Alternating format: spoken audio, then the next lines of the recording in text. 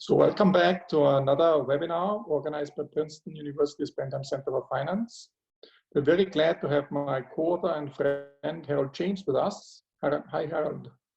Hi, how are you, Markus?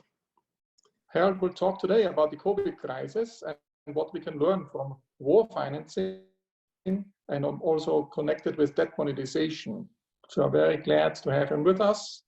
And he's a renowned historian, an economic historian, who has studied economic and global history for many, many years. And he will give us his insight later today.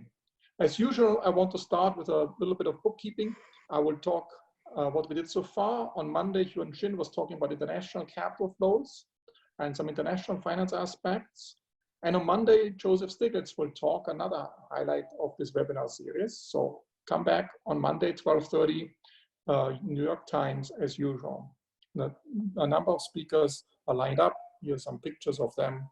So we are very excited to have them all. But today we have Harold James with us, and we will learn something about the historical perspectives and what we can learn from history, how to manage the crisis, and how did we do it beforehand. First, I would like to draw some distinction between war financing and financing a pandemic. For example, the COVID crisis, there's some commonalities and some differences. Of course, in a war, you have a common enemy, you have an enemy, but here you have a common enemy. So it's for the whole global economy. It's an enemy of all the global humanity is an enemy. They are the same enemy. And typically during a war, you have some national thinking and the nation comes together. And the question is, given that we have a common enemy across the globe, whether there might be more of a group feeling across nations as well, or we will withdraw more to national boundaries. We have learned from earlier from Agnes Deaton's webinar that during wars, typically suicide rates are going down, but it might not be the case now from this pandemic. So we don't know yet, and that's an interesting thing. We have to see the lockdown might also have some negative aspects to that. Of course, there's always different generations are affected differently. During the war, typically young people have to suffer because they have to fight in the war and lose their lives. Here, it's also the case that the young have to restrain themselves in favor of the elderly who are more susceptible to the virus. But in general, like in the war, as well as in the lockdown now, you have much more government control, including price controls. You have large relative price shifts. You have involuntary savings. You can't go to a restaurant anymore, so you have to save, or you save. There's no choice for that. And the government expenditures go up dramatically. At the same time, tax revenue collapse. So you have huge expansion of debt to GDP ratios. And that's essentially one of the challenges, how to finance that, and what can we learn from war financing, which has similar challenges compared to a lockdown. And typically in a war, you can issue some bonds and people are happy to buy it in the hope of reparation payments. Here, there's nothing like that. And you might go back to monetary financing, and that's what we did earlier. And the lessons we have to learn, and we will learn today what we should not repeat and what we can repeat. Here I have a chart which is based on some work I do with Sebastian Merkel, Jonathan Payne, and Yuli Sannikov, which shows for the UK the budget deficit or budget surplus. So if it goes negative, so the blue line is the budget surplus. So you see this First World War here, the Second World War, there's huge deficits here showing up. And you can also see the nominal interest rate. The nominal interest rate you can see behind, it's a black line in the back here. So the nominal interest rate is not moving much, but the inflation rate, which is the red line, is actually fluctuating a lot. So you can see inflation rate of 20%. You also see in the 70s, you're above 20% of inflation rates picking up, but you also see huge deflation rates, especially in these two episodes. And let's just go and look a little bit more closely. That's a very nice chart in the sense that you can see all the different wars which happened whenever the budget went into big deficits. So you have the Spanish Succession War. Here you can see the expansion of the budget deficit here, the Austrian Succession War, the 7-Year War, the US Independence War, the French Revolution, the Napoleonic Wars coming up, showing up in this negative budget surpluses. And you see the Crimea War slightly here, but you see particularly the First World War and the Second World War, and also the Boer War in South Africa. It's a smaller one, but you can see the world wars, the huge expansion in the balance deficit, in the budget deficit of the governments. And you can see that, and we will have, not to the same extent, but we will also have much larger budget deficits here. And of course, I should also mention the Spanish flu occurred as well immediately after the First World War. And so let me just look at a little bit to the inflation. There's certain striking points in the inflation. If you look back in the 19th century, you might be shocked how high the inflation volatility is. So inflation volatility is very high. And the reason for that is because you had, the basket, the consumption basket was primarily driven by food and agricultural products, and that depended very much on the harvest.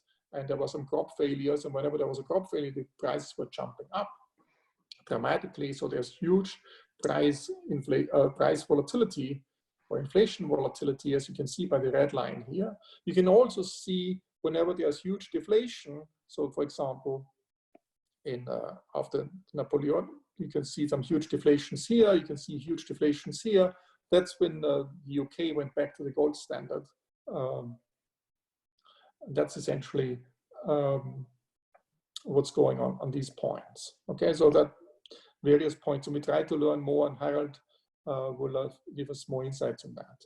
So in particular, if you look at the First World War, you can see again here have government expenditures. So the black line is government expenditures.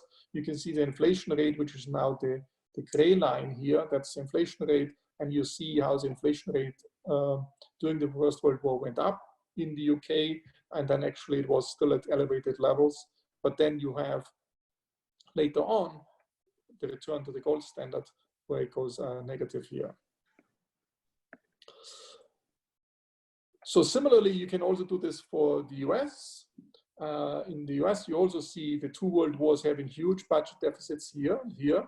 You see the New Deal, but it's relatively small compared to the world wars in terms of budget deficits. You can also see the Civil War, which has this budget deficits, and at the same time you have this huge inflation going on, these inflation spikes during war periods. But, and as Harald will point out, and we try to learn more, is the reaction after the First World War was very different compared to the Second World War, and we try to learn from this, why is there such a difference, and how can you gear things in the right way to avoid some adverse outcomes. So let me talk a little bit about the lockdown and what the implications are. Ideally, you would like to lock down the whole economy. You would like to, as one can put it, to stop the clock. So that's why I put here a little clock sign here. If you have a total standstill where all debt, all rent payments, all wage payments, everything is put on a standstill, everything is just postponed by 3 months, you might think it's not such a big deal. But the problem is that you cannot really do it because people have to do something within this 3 months. You cannot just push everything 3 months down the road. So people have to eat, they have to buy food, they need certain essentials, medication, all this. So you cannot lock down the whole economy. You can only lock down certain sectors, and other sectors you have to operate either in subdued force or even in elevated force. So you can only shut down part of the economy, and that makes the whole shutdown very complicated because you have to shut down part of the economy while the other one you don't shut down. So you have to support part of the economy, and that leads to huge debt accumulation, especially for the government if it wants to make sure that everything is operating, and you cannot have a standstill and no payments from this part of the economy to the other part of the economy. So in order to understand this, you really need a model where there are at least two sectors, one which suddenly has to be in a standstill or has to be locked down, and the other one which is still fully operating. And then the question is, what are the different inflation and deflationary pressures coming up from that? And that's what I'm working with my friends here on a theoretical model to understand this. And there are different channels which push that in different directions. So for example, if there's huge output loss and productivity loss, because capital is not accumulating at the same rate, investment is going down, so in the long run we have less output, but the money supply stays the same. That's of course an inflationary pressure.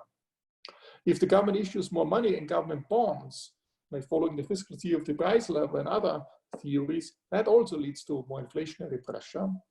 On the other hand, if people save more because you can't spend, so there's involuntary savings, that leads to deflationary pressure. So that's a deflationary pressure pushing the inflation down. And more equally important, there's more risk in the economy, and people have more risk to bear. They don't know whether their sector will be shut down too, or they might become unemployed, much more likely. That's actually idiosyncratic risks they have to bear. Because of this idiosyncratic risk, they want to have more precautionary savings. So they're saved just to be sure if something bad happens, they will have enough funds. That actually leads to less spending. That's also the deflationary pressure here, this more idiosyncratic risk.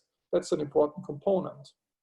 And then there's some comment, if you have these two sectors in the economy, there's some wealth inequality and some misallocation of capital. There's still a lot of capital allocated in the sector which is shut down. And these two forces actually can also lead to the inflationary and deflationary forces, depending which one adjusts faster, whether the wealth inequality adjusts faster or the capital allocation adjusts faster. And this can be either inflationary or deflationary. And if you want to see the details on this model, you have to watch on May 12th, the virtual seminar, which is organized by the University of Stockholm and UCL in London. They have some VMAC, so the virtual macroeconomic seminar series, where we will present this. And finally, if the banks are undercapitalized, the banks reduce activity because the risk-bearing capacity is reduced. That's, with the I theory of money indicating that, the banks will not diversify idiosyncratic risk away, and the idiosyncratic risk is pushed back to the households. That leads to more money demand as well, and that's also deflationary pressure going on here. So I just wanted to do a little bit of an overview. There are different forces at work. There are many, many forces at work, inflationary ones and deflationary ones. And here I just list the main ones. And you need a model to capture all of these main forces to understand what's going on.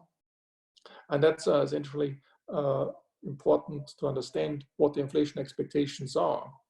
So I want to look at the market. What does the market think at the moment for the US inflation expectation? So that's a 10-year break-even. So we can buy either TIPS, Treasury, inflation-protected securities. So it's like US Treasuries, which pay an interest based on the inflation rate in the United States.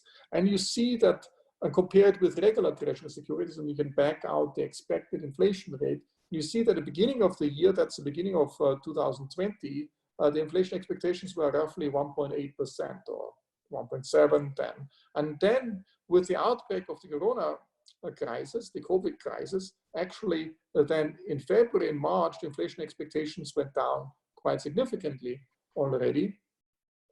And it came up a little bit, but now we are roughly at 1%.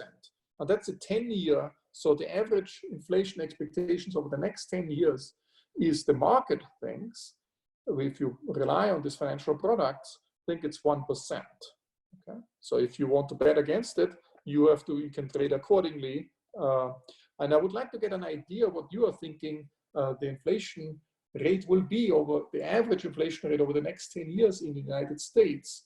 And here I've put up a poll. So if you can tell me, will it be less than -1%, so -2, -3, we have huge deflation? Is this the biggest danger over the next, let's say, 5 years now?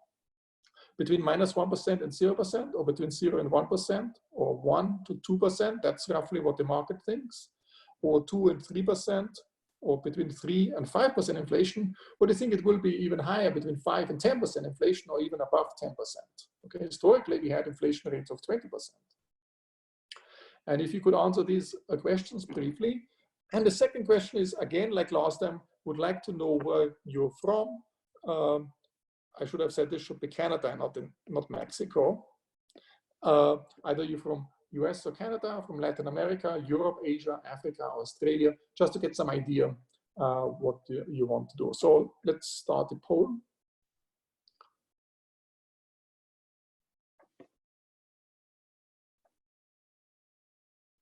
Thanks a lot. So here you see the poll. If you just can click one of the options.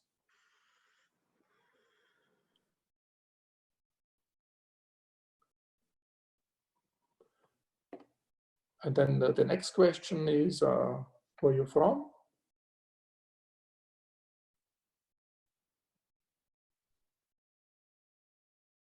Or can we see the answers? Okay, so the majority actually thinks the inflation will be between 1% and 2%. So that's very much in line with the inflation expectations of the markets. 27% think this way, but then it's symmetric around it. So 22% think it's between 2% and 3%, and 22% also 22% think between 0% and 1%. So that's symmetric around that. But there are some who think it will be -1% to 0%. 5% of the survey participants said this. And there are some participants who think it will be even higher, between 5% and 10%. So above 5%, 10% say. So the survey which we conducted here is very much consistent with the expectations of the financial markets. And with regard to where you're from, again, I think the majority this time around is in Europe, it's 50%, and then closely followed by the US and Canada, and you have few participants from Latin America and Asia and Africa. I'm glad that Africans are part of it too. So with this, I will pass it on to Harold. And I will stop sharing my screen, and Harold will start sharing his screen.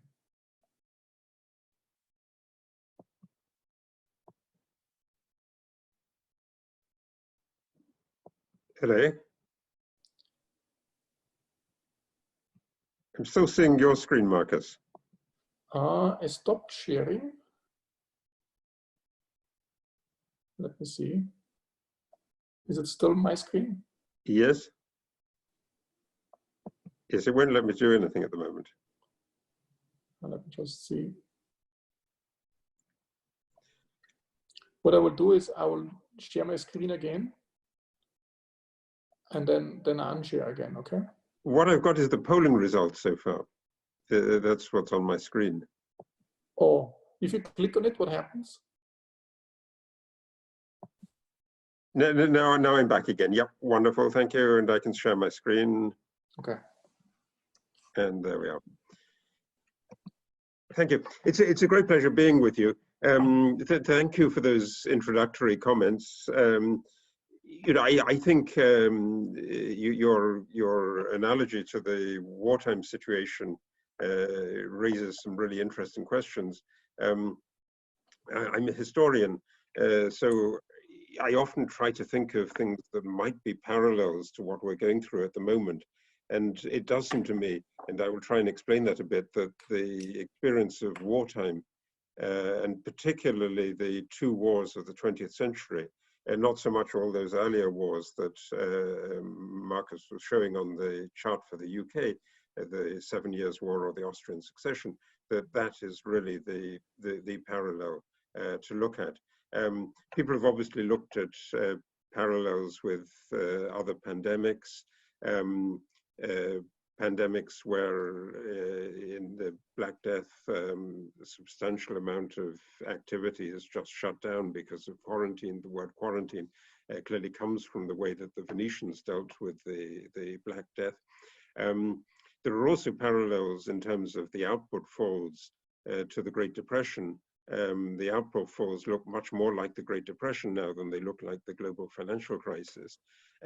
But this is a different story than either of those, in the sense that here there are systematic, coordinated government efforts to shut down a substantial part of the economy. That's the point that Markus started off with, and that's absolutely central to this. Because what the story involves, we think now, and people, politicians, analysts, keep on talking about the wartime analogy. It's a people's war from Xi Jinping, and everybody else says that it's the big war. But what you're doing in these big wars of the 20th century is that you're shutting down a substantial amount of the economy in order to divert resources to another part of the economy, or in the case of today, worrying about what to do, but not having any kind of activity. So it seems to me that the basic story is about the shift from productive, that is just in the sense of economically tradable, measurable employment, to unproductive employment. We might measure it slightly differently. And so if you do GDP comparisons, and obviously those are rather abstract calculations, GDP calculations don't show any of those parallels because they go up in major wars. Government expenditure is part of the GDP, but it doesn't look in one other sense as if it's producing some kind of tradable good. And if you think about it, I think you can think that what soldiers are doing in wartime, a larger part of it is obviously in any war, even in intense conflicts, is just sitting around and waiting. But if they're in active military action, it's dangerous and risky and brave, but it isn't contributing anything to the economic output. So we've got a substantial collapse in conventional production.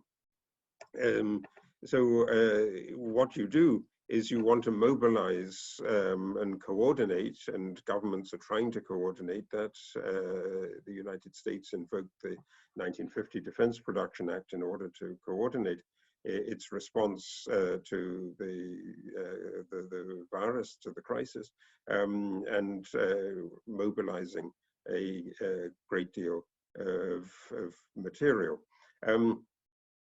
And you can see here, and it raises another, I think, of the interesting issues that Markus raised at the beginning. This is from the excellent series of briefings that Chad Bowen does for the Peterson Institute, that in a sense, the analogy with war doesn't seem to be right, in that we're all, after all, facing a common enemy, this unseen virus. But in another sense, countries are competing with each other very intensely. And they're competing in the way that they respond to the crisis. And they're competing in particular for the resources in order to manage the crisis. And the figures that Chad Bowen shows is how before the corona crisis, the United States imports an enormous amount of the material that it needs critically in the virus in order to respond to the virus. So respirators, surgical masks, very little of that is produced in the United States before the crisis. And the question is, and a whole series of discussions, controversies between the government and big producers like 3M about whether 3M should still be exporting, but it depends also on imports. So you can see how national responses are really overshadowing a problem that is really a global problem. And as we go into the crisis more and more, we think more of those national responses. And another feature of the war that I think is worth calling attention to is that we don't know when we begin the war how long it's going to last. It's obviously an enormous interruption to normal life. So that kind of shutdown that Markus was thinking about, people think, well, they will bear it in a way that is manageable because it won't last very long. And both world wars in the 20th century started off with that kind of impression that in 1914, the widespread expectation was that the war would be over in a few months. The phrase that everybody likes to quote is that it would be over by Christmas. In the late 1930s, the Germans were planning for a series of lightning wars rather than for a long extended conflict. So the long extended conflict is unanticipated by most of the participants. In the same way, I think that this story is unanticipated, and we're getting more and more impatient as the crisis goes on. We're worried that if we think that we can declare a victory too soon, we will just be back in the middle of it all. And so you see, I think in every country now, really acute polarization between people who want to get out quickly and people who say, no, no, it's much too risky. So this war is lasting much, much longer than people expected, and it consequently presents some surprises. So Harold, there's a question which I would like to interject. How much free market economy should there be in a lockdown, in a sense, and how much freedom should one allow, or should we centralize, organize all the economic activity now, or should we allow some freedom? And in war times, you have similar decisions to make as well. Yes, absolutely. I mean, the push, I think, in wartime is always to think that you need to coordinate activity, and that thinking is absolutely right. After the war, you're in a different kind of environment, and it's probably not good if you think that you need to coordinate in the way. I mean, that actually is one of the themes that I wanted to address later on. There is, I think, an enormous difference between what you do in wartime, but clearly it's important at the moment. For instance, it's great that many people are experimenting, many companies are experimenting with antiviral medication. It's great that there are different approaches to vaccines, but we also want, I think, a coordination process to see which of those is successful, where the test results are better, and so that you can scale that up and produce that on a big scale. That's exactly the kind of coordination exercise that governments did in wartime, and that they're doing at the moment.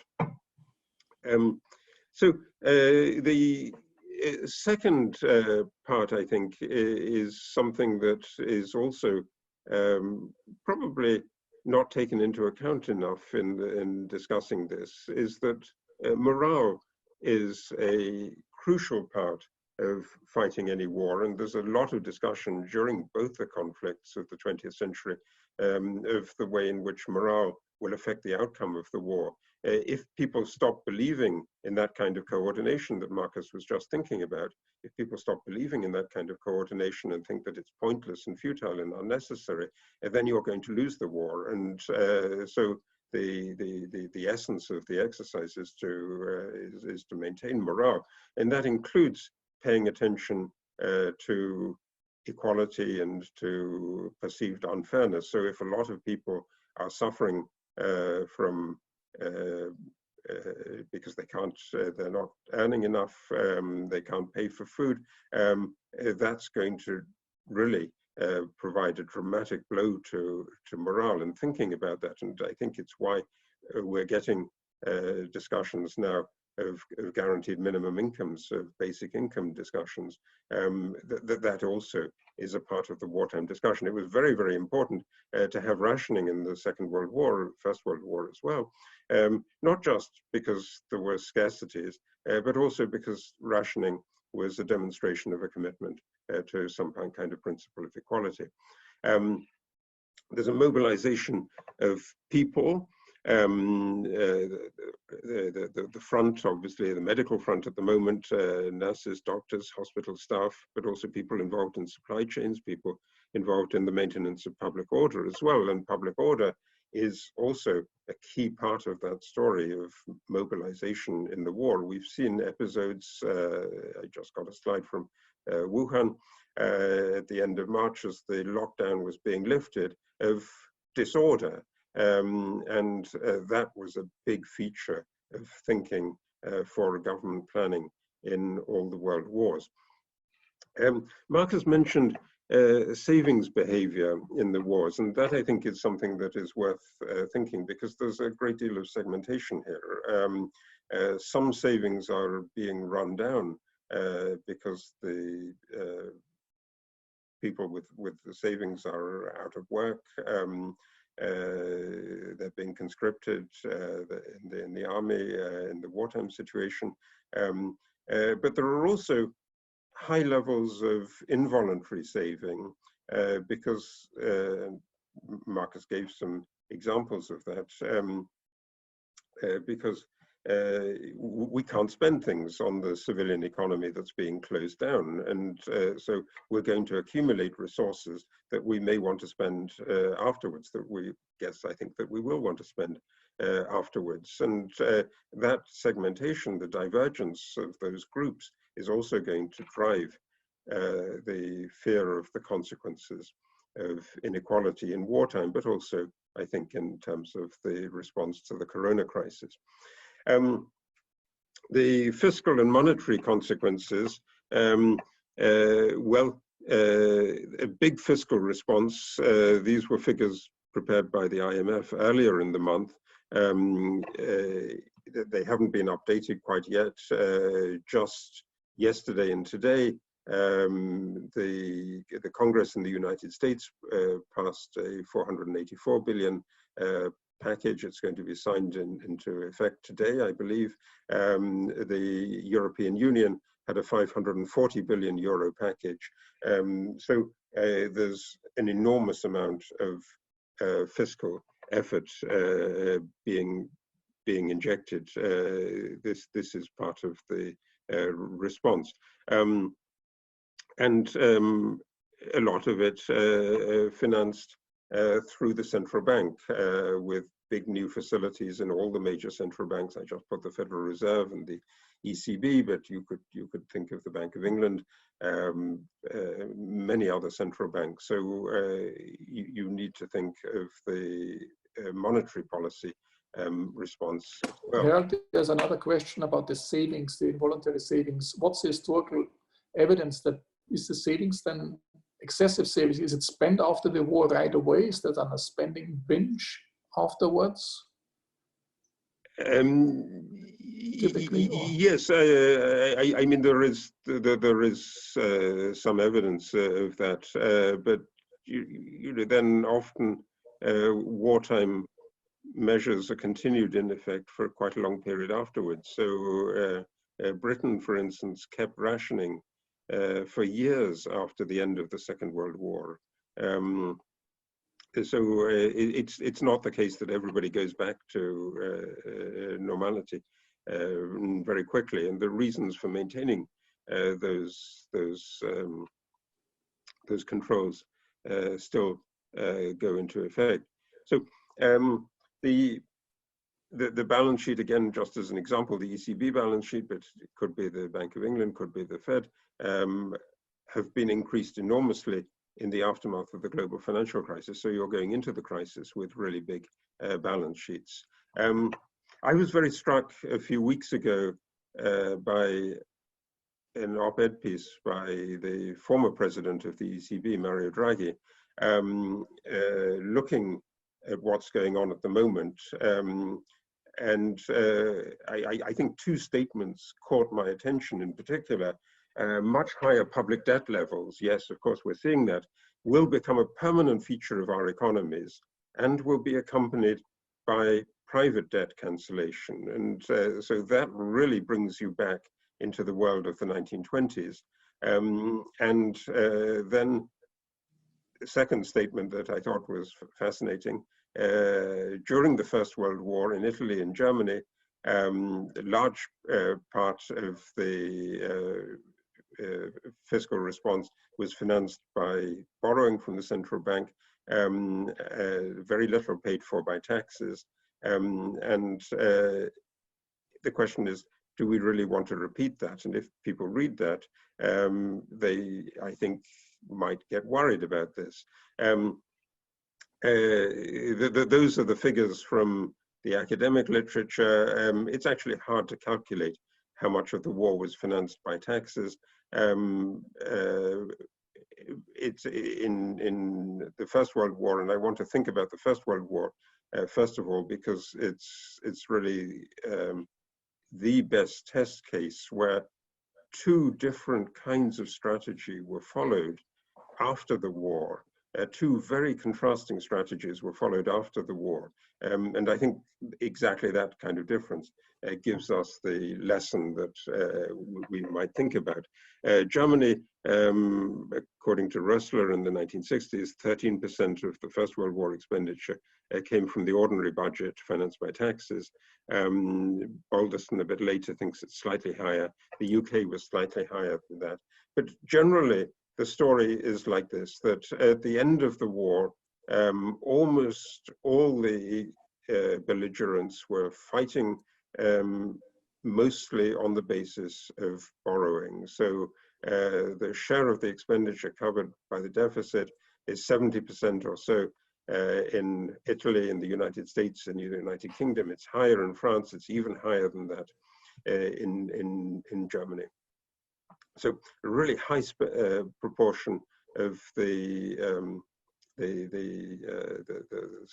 spending on war met through deficit finance. And what's the effect on prices?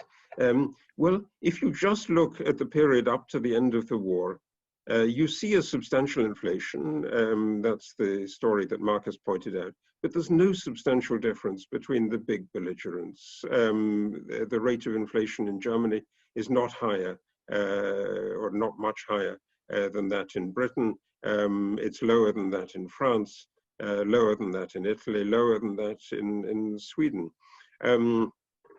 So at the end of the war, you don't really see a big inflationary effect, but you see big differences a couple of years into the peacetime period. And I want to come back to that thinking at the moment. And this, I think, is one of the really key lessons from the wartime experience. And it goes to the theme that Markus raised already, inflationary shocks and deflationary shocks. It's really hard to see what's going on. There's a fall in demand for civilian goods, so prices are often falling there as well. But there are inflationary shocks, scarcities of food, cigarettes, basic provisions driven in part by hoarding. And indeed, you can see, I think, how prices behave in very idiosyncratic ways, in that, for instance, basic foodstuffs get more expensive, particularly if they're not rationed. The not rationed sector increases in price in the wartime conflict. But on the other hand, also, the incomes that are being paid to farmers who are providing that may often be going down because the public authorities are not very good at managing the transition from the close down of the civilian sector to the build up of the military sector. As an example of this, I think the most striking example, and the one that falls out of the First World War most quickly, is in Russia, where the price of food in the urban centers is extremely high. The price of food in the countryside is held down. The food is misallocated.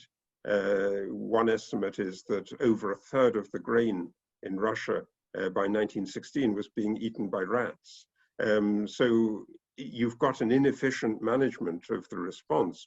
And that, I think, is also a question of that very first question of how does the public sector coordinate it?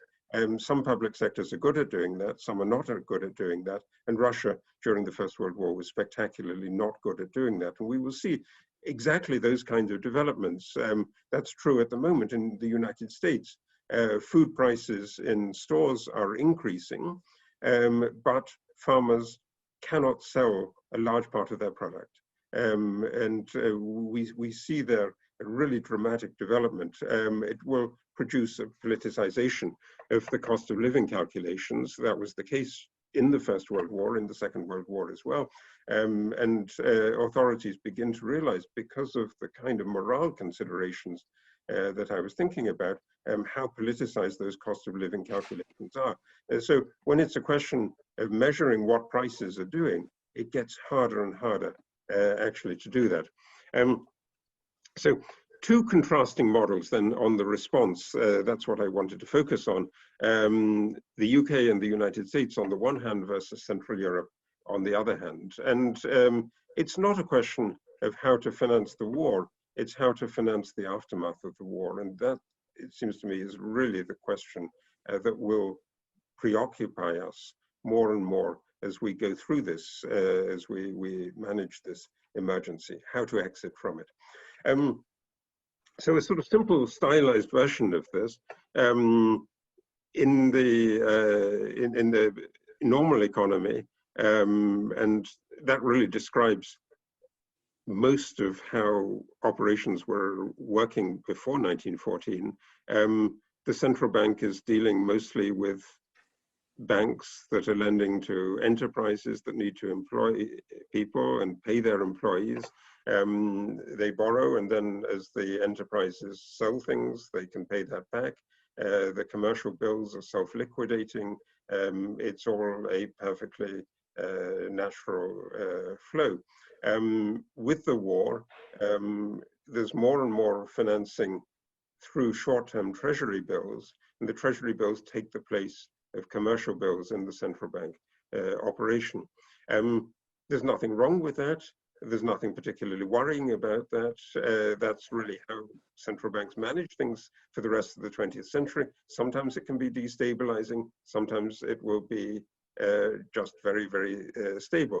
But the striking thing about this, I think, is that the bills are not self-liquidating, self-paying back in the sense that the commercial bills were.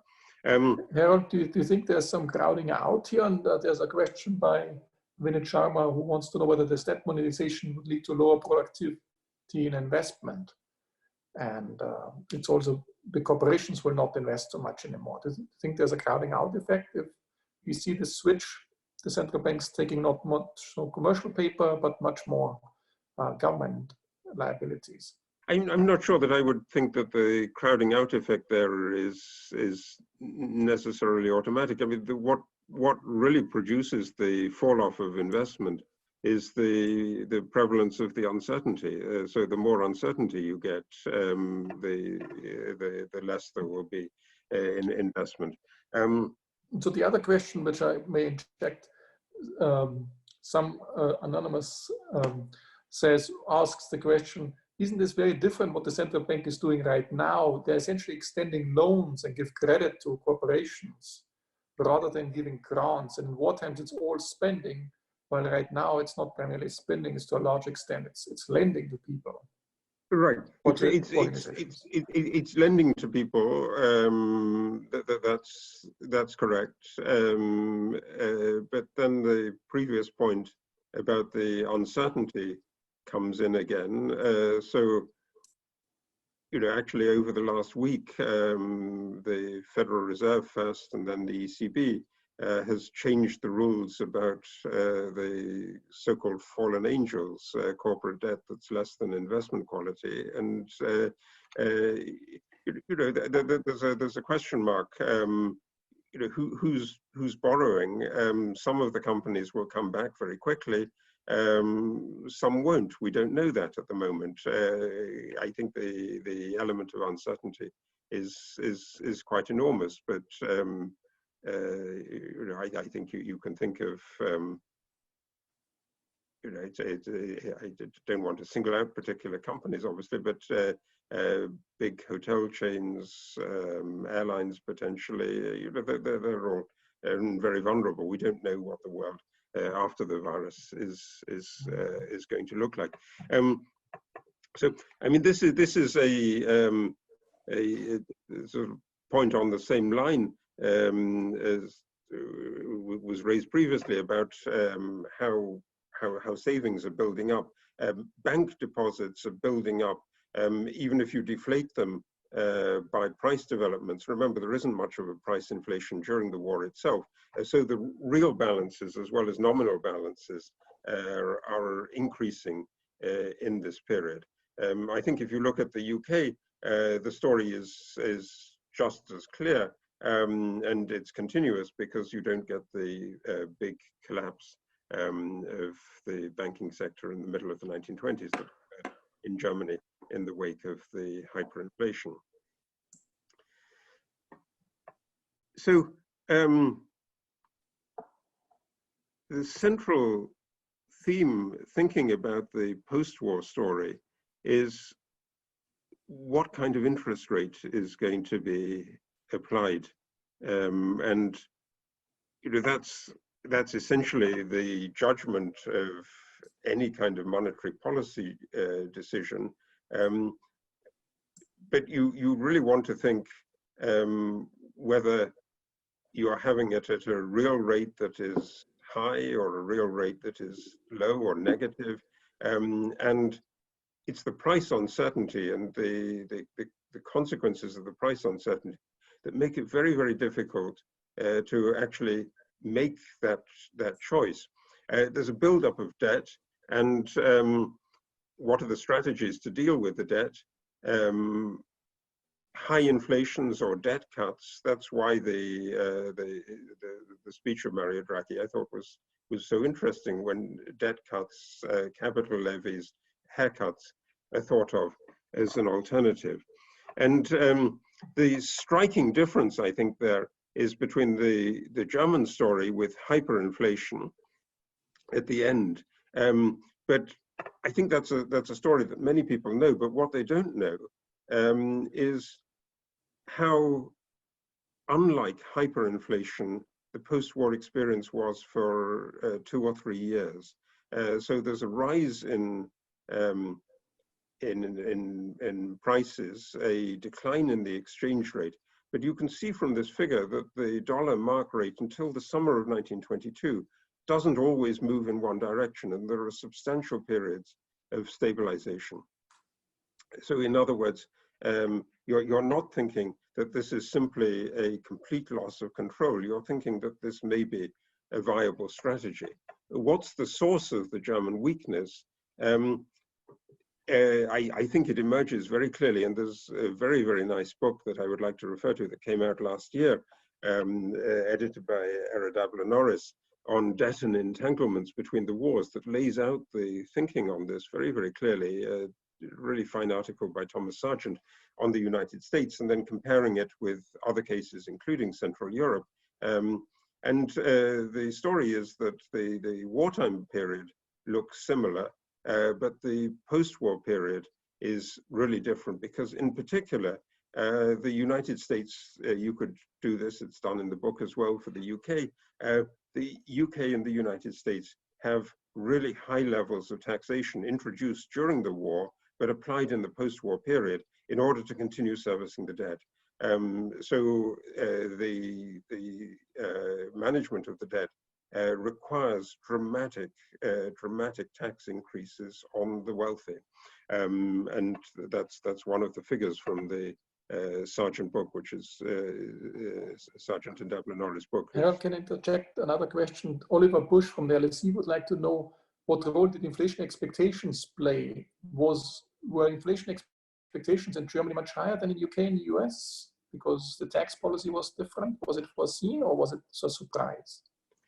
Well, you can actually see the moments when the tax policy fails. You know, this is when they're thinking in 1920 that they will get a tax package, and then when it doesn't happen, it goes up again. So that it is reacting very, very much to fiscal news.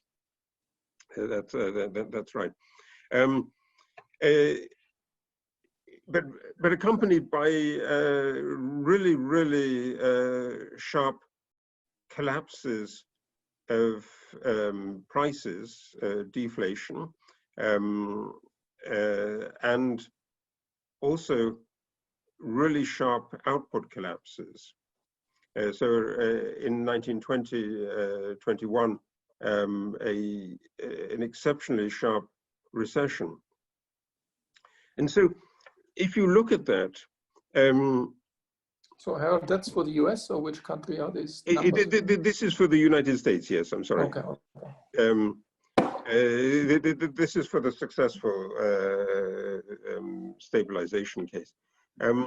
When you're looking at that, you're thinking that this is a society that can have the political consensus necessary to impose a very large fiscal burden, even if it includes a high period of unemployment. So it's a really painful political choice.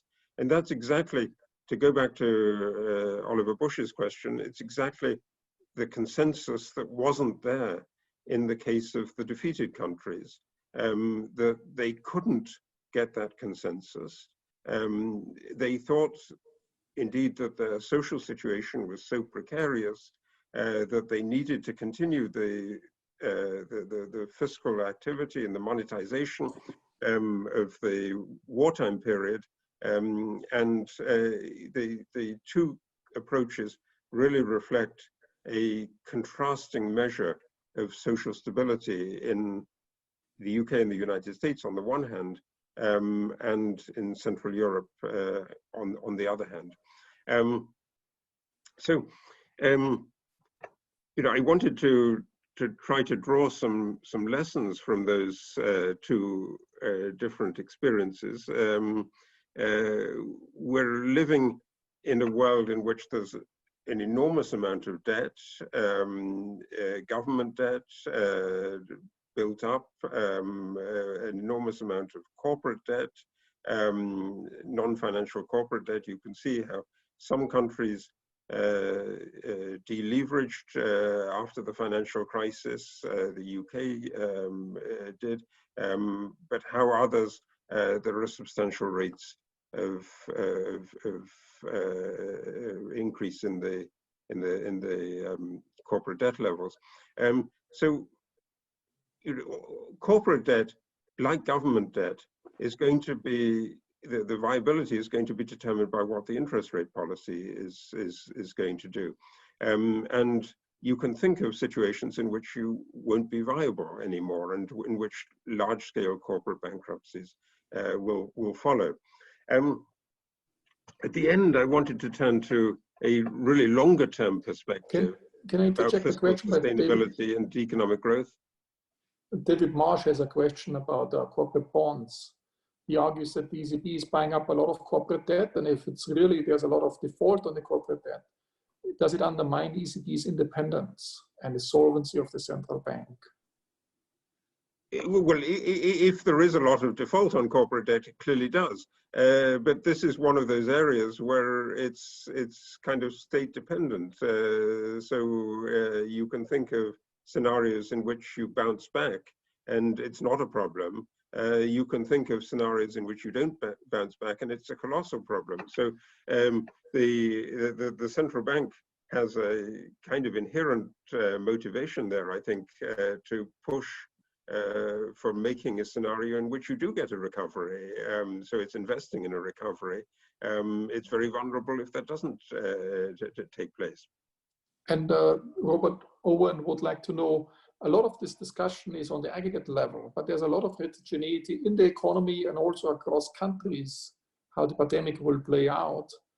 Do you think this heterogeneity is a stabilizing force, or is it a destabilizing force on top of it? Of course, we saw very different behavior from UK and US compared to Central Europe. Yes. But do you see other heterogeneities within the economies and across economies which have a very different impact on the I mean, that's absolutely right. And I think it's going to play a big role, for instance, in regard to David's question about the Euro debate, that Southern European countries that are heavily dependent on tourism are going to have a tougher time in the short term, clearly. So there's a lot of heterogeneity. I mean, it's actually a point I wanted to make briefly at the end, thinking about your earlier points on the long-term development of interest rates. Some really nice work presented by Paul Schmelzing on 8 centuries of global real interest rates. But it's interesting, and that really goes to the point of the last question on heterogeneity. Where we get this data from is countries with credible policies. So the longest run of figures that we have is for the UK. We have quite long series for some of the Italian city-states in the late Middle Ages and the early modern period. We have good data for the United States in the 20th century and the 19th century. But we leave out of that data a lot of countries without credible policies. And if you go back to your discussion on Monday with Hyun Shin, of countries that have some kind of original sin. Let me finish up then with these presentations, these slides. The long-term decline in the rate of interest in the United States, high-rated commercial paper from the 19th century to the present. The UK, you can do it in an even longer term from the 18th century with the yield of the permanent consols, the permanent government debt, showing a long-term decline. But you notice what's interesting about these is that from the 1930s to the end of the 1970s, they look as if there's a kind of really radical counter movement. And what I wanted to do right at the end was to suggest what is happening in that period of the counter movement is a way in which the debt management after the Second World War was handled in a completely different way to the debt management after the First World War. You didn't have the national countries thinking of their own solutions to it. You didn't have these debates about the level of taxation in a national setting alone, but you had a world in which there was a universal set of rules. And in a sense, what this is picking up is that the United States rule is now becoming the rule for the rest of the world. And I thought of it in terms of something that is kind of close to the interest of Markus, is what is being created after the Second World War with large-scale debt reductions, cancellations of debt. So it's a kind of debt jubilee, if you like. But is it also creating a sort of global safe bond?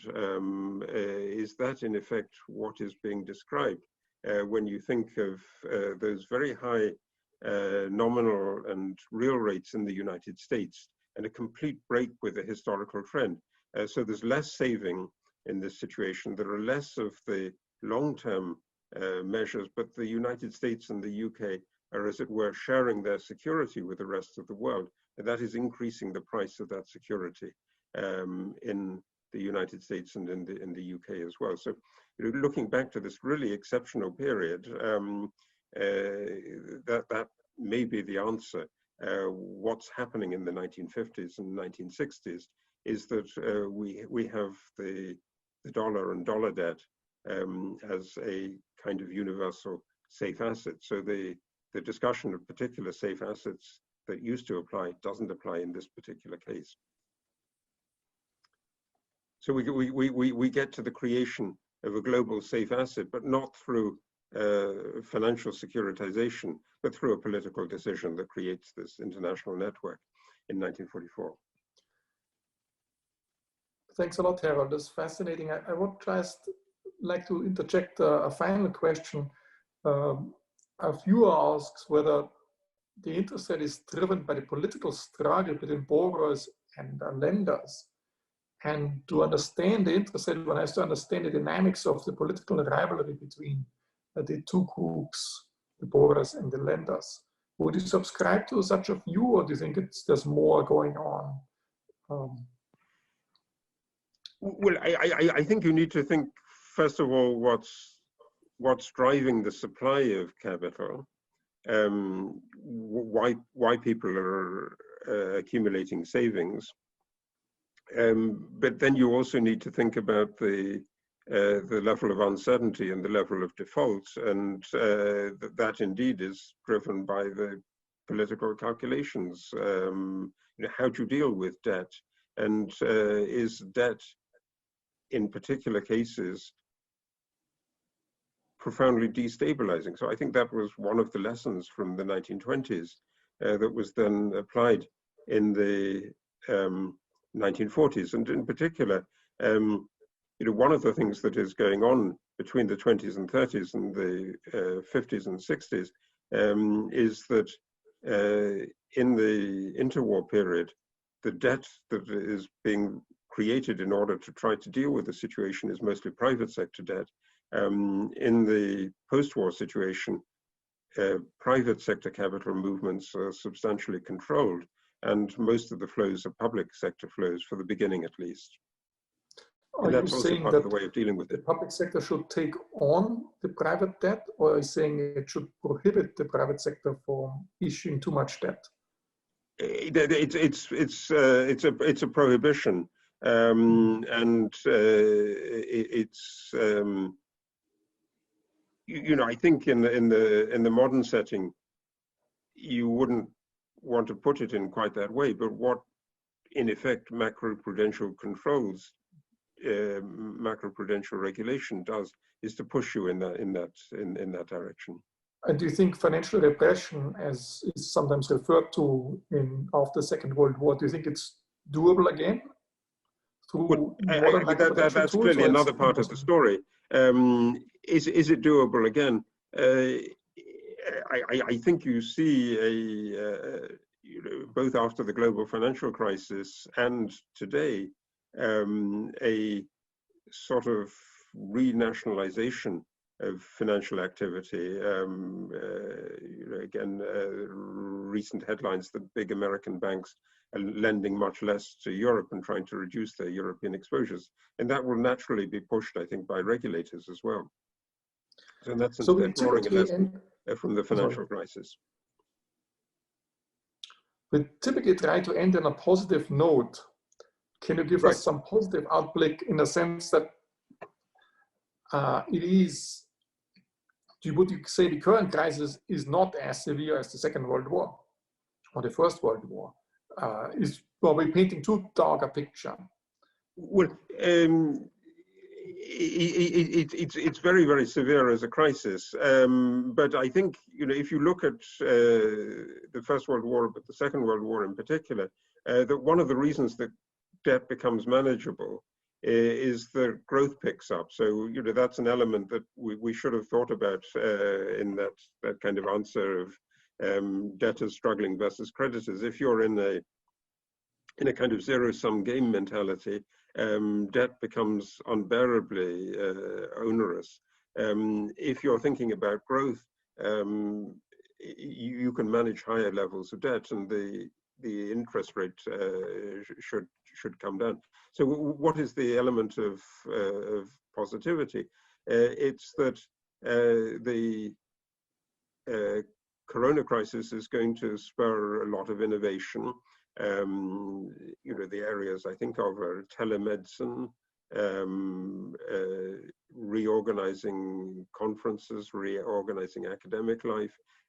These things that were very, very expensive over the last 3 decades, where there were big price increases in medicine and education, are going to be made more efficient, revolutionized, I think, and maybe even globalized. One of the things about telemedicine is you can do it at a longer distance. But this crisis should spur a kind of transformative quality as well. So that would be, I think, the positive area to look at. Thanks a lot, Harold. We end with this positive note. I hope this transformation of the educational sector will contribute at least a little bit to the overall economy. And it was really a feast to see the analogies between war financing and the current financing problems we will have to bear. And let's hope we draw the right lessons and do it better this time. Thank you. And I hope all the viewers will come and join again on Monday. And if you want to learn more about which other speakers are coming up and who is speaking in the future, go to our website, bcf.princeton.edu, and you will learn more about it. You can also watch all the past YouTube videos from the past webinars on the Department of Economics YouTube channel. Thanks again, Harold, and hope to see you soon. Thank you, Markus. We live in the same town, but of course, social distancing makes it more difficult. Talk to you soon. Thanks. Stay well, everybody. Thank you.